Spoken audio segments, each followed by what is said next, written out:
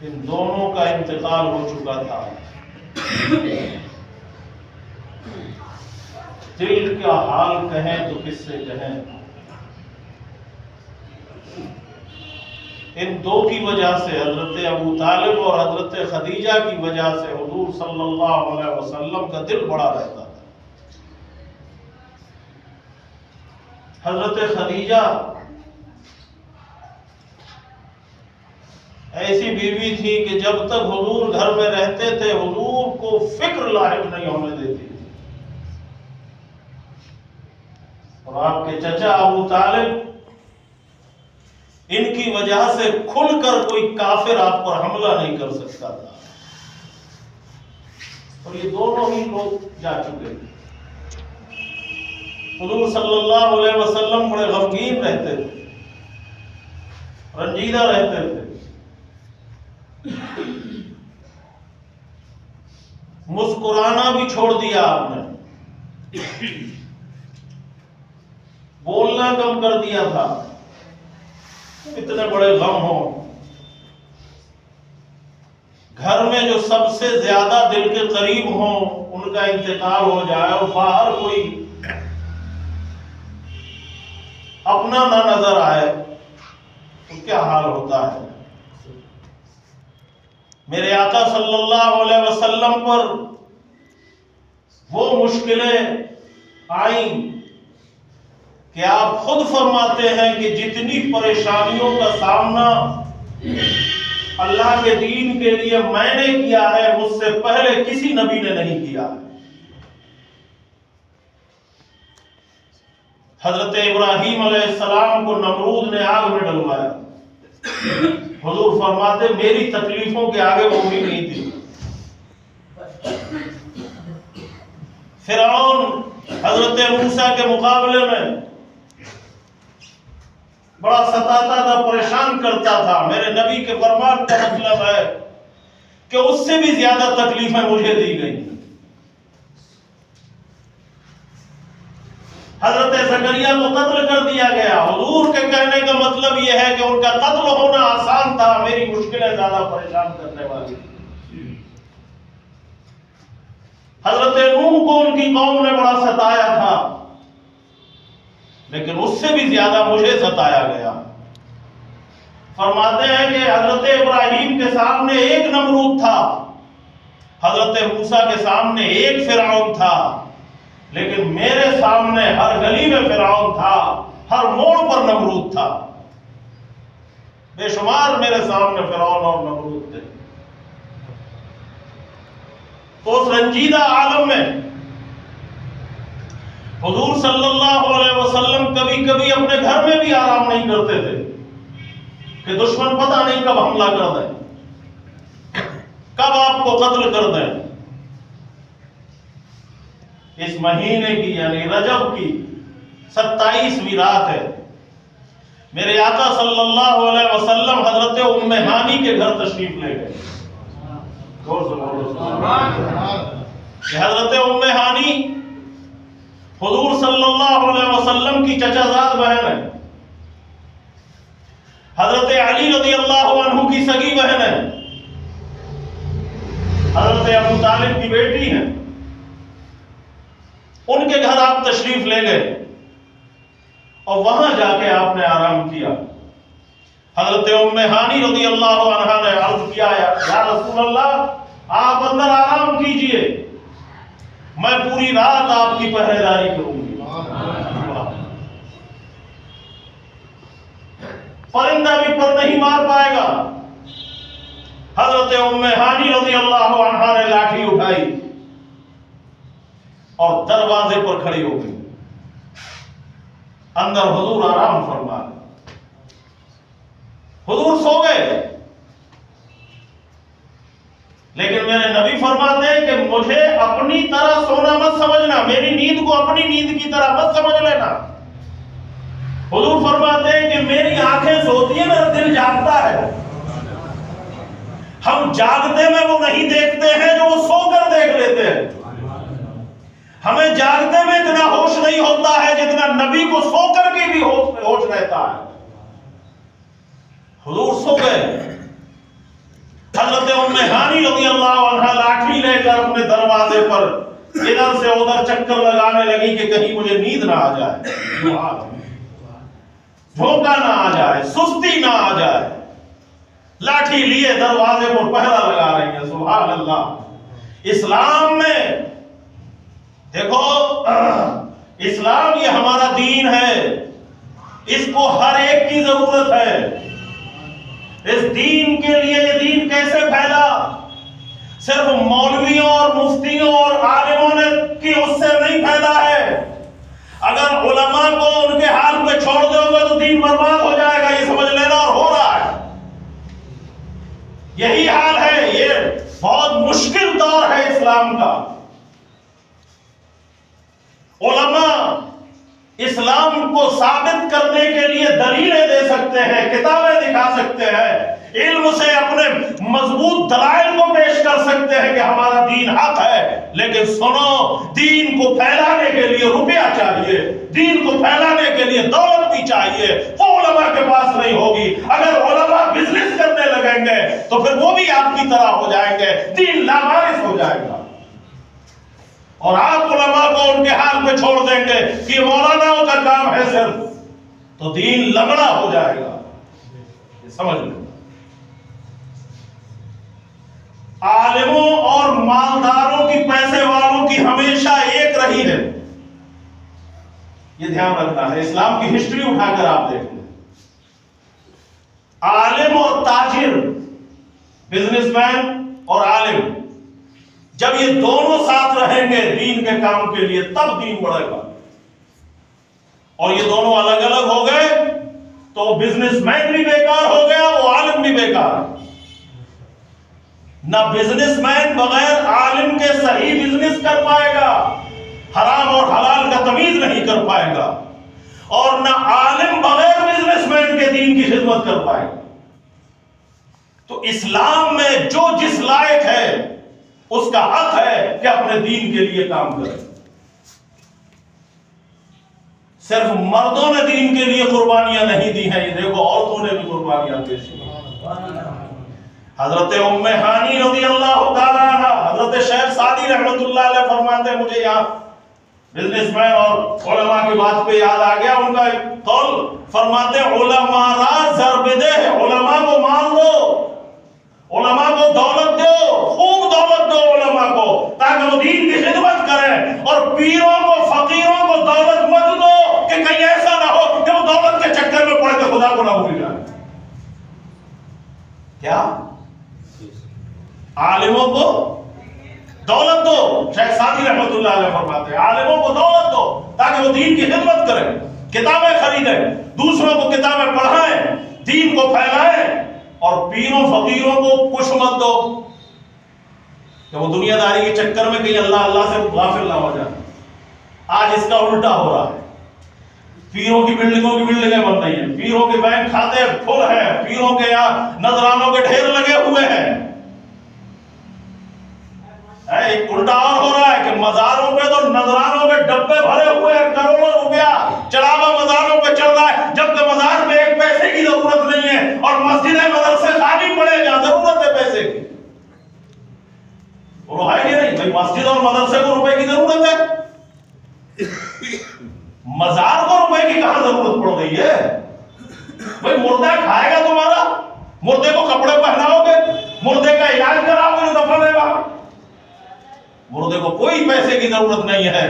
تو جہاں دینا چاہیے وہاں مسلمان نہیں دیتا، جہاں نہیں دینا چاہیے وہاں یہ 1000 روپے کی چادر چڑھ رہی ہے، 2000 کی چادر چڑھ رہی ہے. سب بیکار ہے. سن لو، چادر چڑھانے سے ایک نیکی کا ثواب نہیں ہے. کسی کتاب میں نہیں لکھا کہ چادر چڑھانا ثواب کا کام. یہ دھیان رکھنا آپ لوگ. کسی کتاب میں مجھے کوئی دکھائے کہ چادر چڑھانا ثواب.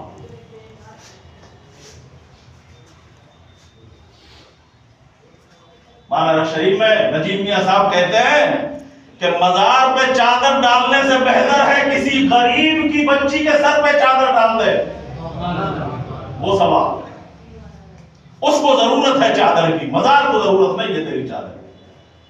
خیر، حضرت ام ہانی رضی اللہ تعالی عنہ پہرا لگا رہی ہے، میرے آقا آرام فرما رہے ہیں، اللہ نے حضرت جبریل کو حکم فرمایا، اے جبریل آج میں اپنے محبوب سے آمنے سامنے ملنا چاہتا ہوں۔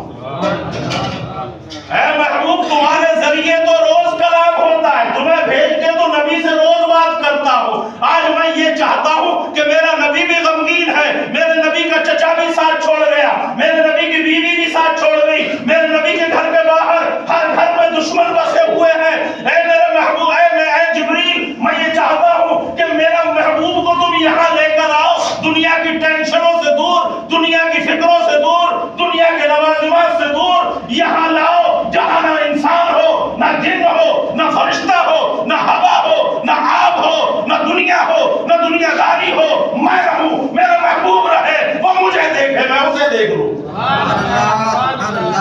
لاؤ میرے محبوب کو جبریل چاہو۔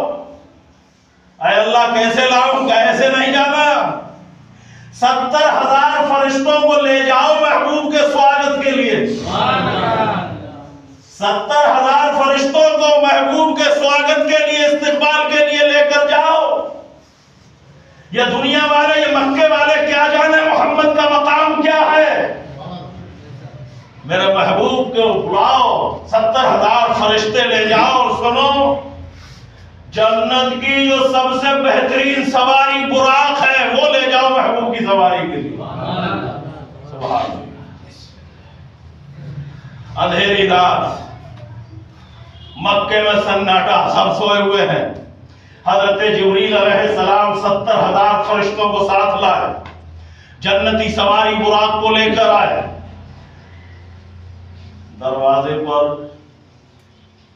حضرت ام ہانی ٹہل رہی ہے، ٹہل رہی ہے، کہا اے اللہ ام ہانی ٹہل رہی ہے، سب سو رہے ہیں بس ام ہانی جاگ رہی ہے۔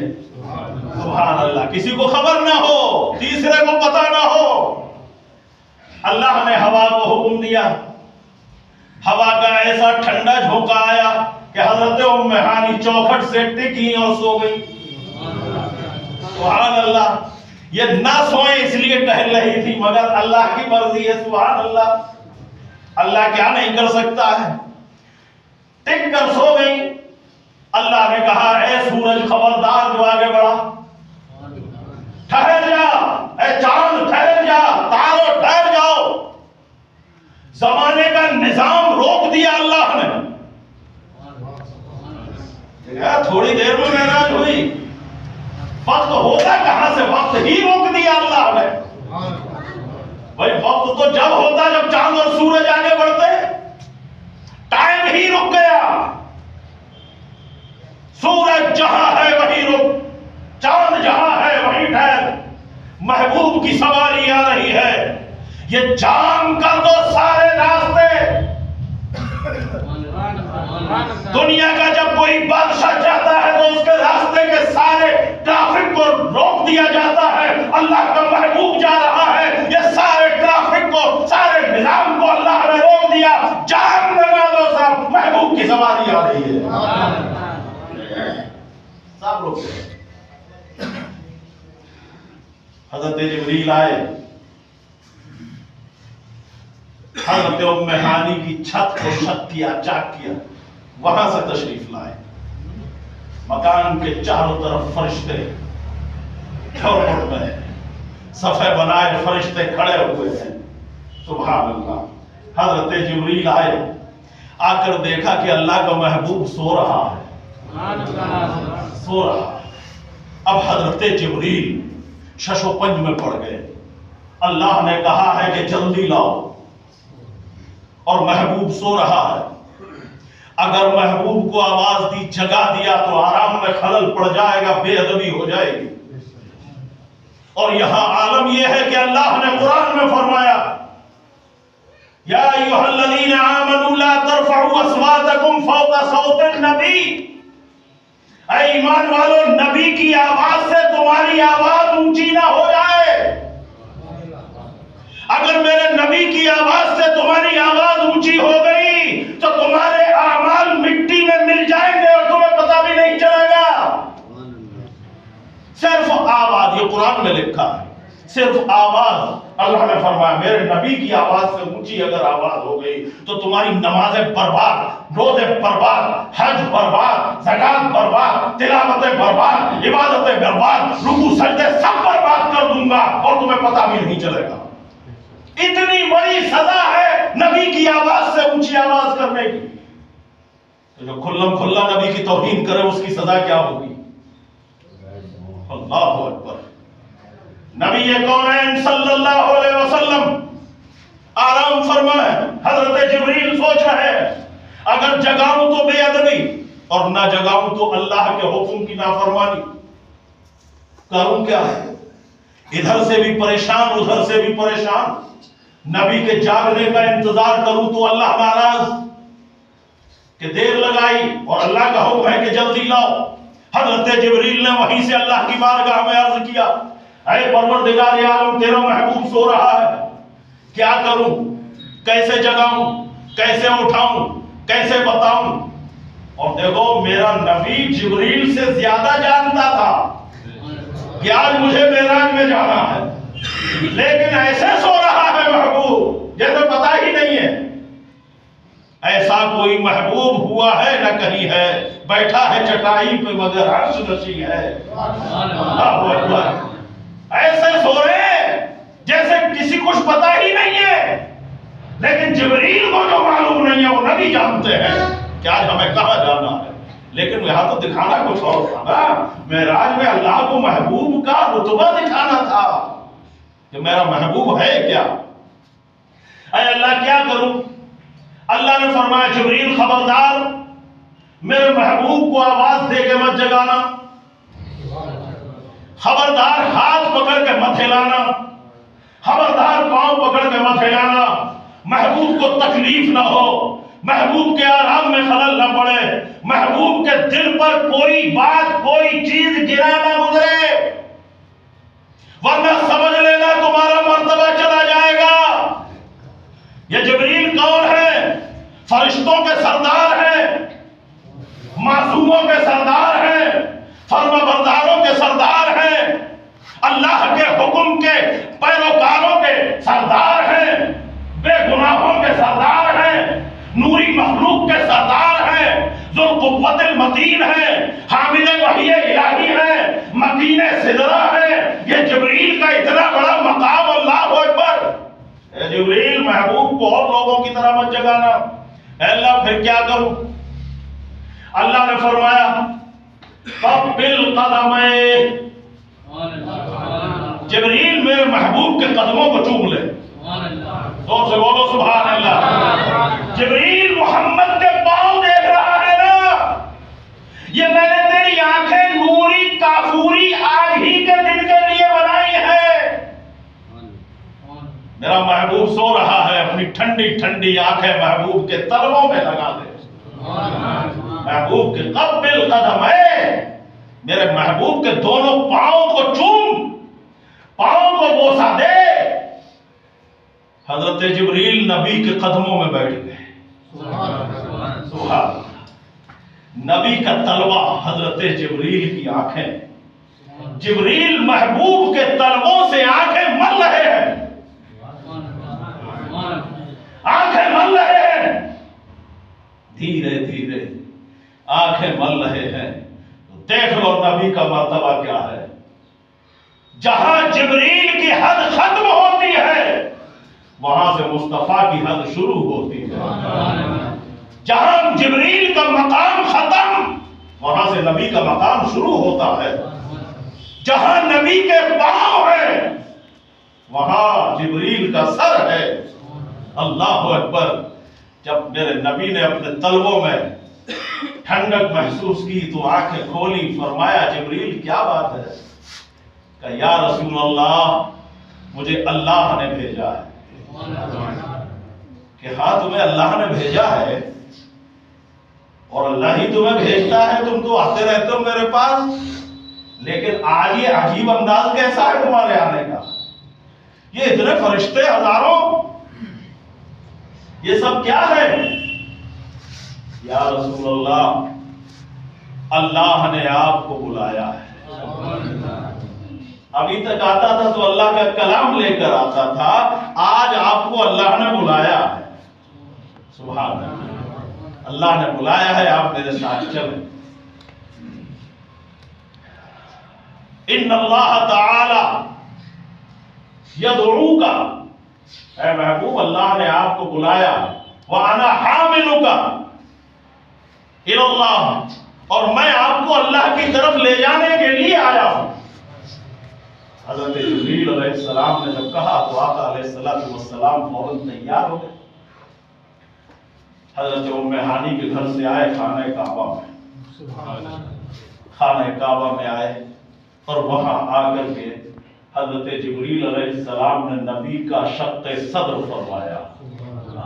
اس سے پہلے بھی ہوا تھا تو ہوا، آج پھر ہو رہا ہے۔ آپ کا دل نکالا، آب زمزم سے دھویا اور اللہ کی نور اور تجلیوں سے پر فرمایا، اور پھر آپ کا دل مبارک آپ کے سینے میں رکھ دیا، آب زمزم سے غسل ہوا، سبحان اللہ، جنتی خوشبوئیں لگائیں، براق پر سوار ہوئے اور پھر وہاں سے بیت المقدس تشریف لے گئے، سبحان اللہ۔ جب بیت المقدس پہنچے تو وہاں سارے نبی حضرت آدم سے لے کر حضرت عیسیٰ تک جو بھی آئے تھے سب صفیں بنا کر کھڑے ہیں، آخری نبی کا انتظار کر رہے ہیں، محمد مصطفیٰ کے استقبال اور سواگت کے لیے، ویلکم کے لیے سارے نبی لائن لگا کر کھڑے ہوئے ہیں، ہاتھ باندھ کر کھڑے ہوئے ہیں کہ محمد الرسول اللہ آ رہے ہیں۔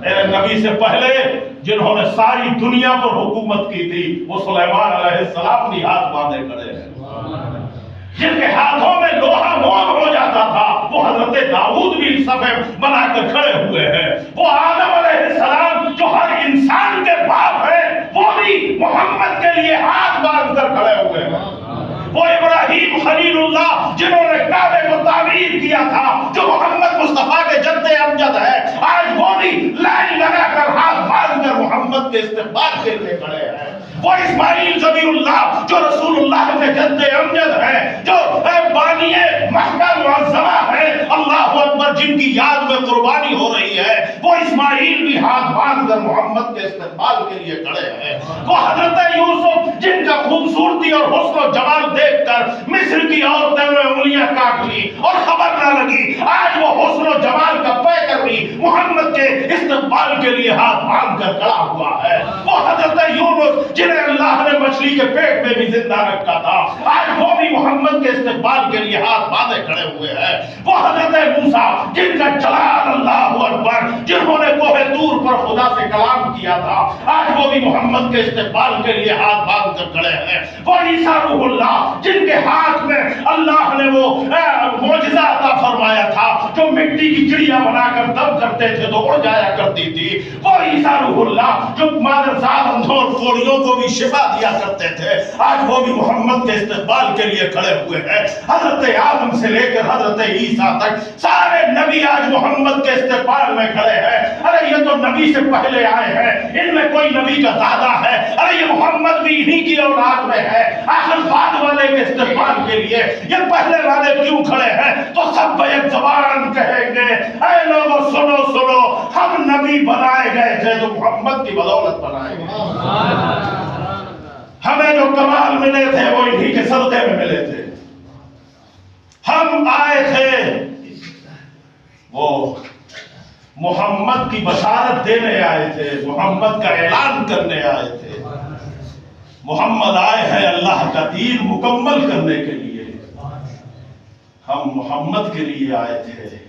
اعلیٰ حضرت فرماتے ہیں سب تمہاری ہی خبر تھے، تم مؤخر مبتدا ہو، یا رسول اللہ وہ جتنے نبی تھے وہ سب تمہاری خبر تھے اور تم سب سے پہلے تھے، لیکن اللہ نے بھیجا بعد میں ہے۔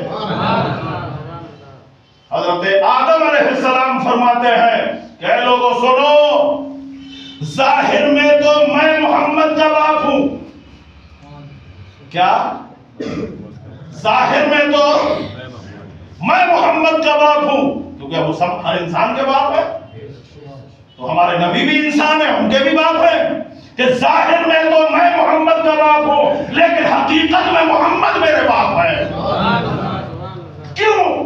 اس لیے کہ جسمانیت میں محمد میرے بیٹے ہیں لیکن میرے جسم کو جان اس وقت تک نہیں ملی تھی جب تک محمد کا نور میرے اندر نہیں آ گیا. میں بھی محمد کا محتاج ہوں. سن لو، محمد میرے بیٹے ہونے کے ساتھ ساتھ اس سے بھی کہیں بلند و بالا مرتبہ ہے ان کا اللہ کے یہاں. حضرات، میرے نبی امام الانبیاء ہے. کیا ہے؟ امام الانبیاء ہے، سارے نبیوں کے امام ہے. یہ خطاب تو آپ کو پہلے مل گیا تھا کہ امام الانبیاء ہیں، لیکن بیت المقدس مسجد اقصی میں سارے نبی آپ کے مقتدی بن گئے، محمد سب کے امام بن گئے.